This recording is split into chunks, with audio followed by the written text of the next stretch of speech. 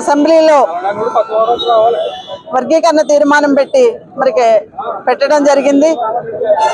కేంద్ర రాష్ట్ర ప్రభుత్వాలు మాలమాదిగ ఐక్యతతో ఉన్నారు. వాళ్ళు విడదీసి ఓటు బ్యాంక్ రాజకీయం చేసుకోవాలన్న ఉద్దేశం చెప్పినే మరి జనాభా లెక్కలు చూసారు, మాలలు ఎంత మాదిగలు ఎంత అని లెక్కలు చూసి మరి ఇప్పుడున్న పరిస్థితులు కూడా అర్థం చేసుకోకుండా మరి ఏ తప్పుడు లెక్కలు చేశారో తెలియదు. కానీ ఈ రోజుని వర్గీకరణకి సుముఖం చూపిస్తున్నారంటే ఖచ్చితంగా మరి ఈ పోటీతత్వం ఉన్న ఇప్పుడు పరిస్థితుల్లో ఎవరు బాగా చదువుకుంటే వాళ్ళకి మరి ర్యాంకులు బట్టి మార్కులు వస్తున్నాయి, బాగా చదువుకున్న వాళ్ళకి ఉద్యోగాలు వస్తున్నాయి.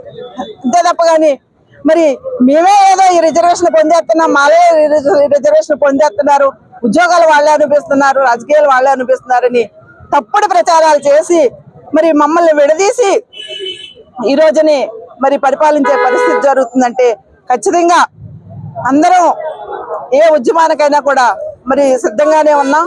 ఖచ్చితంగా ఈ వర్గీకరణ అడ్డుకుంటాం.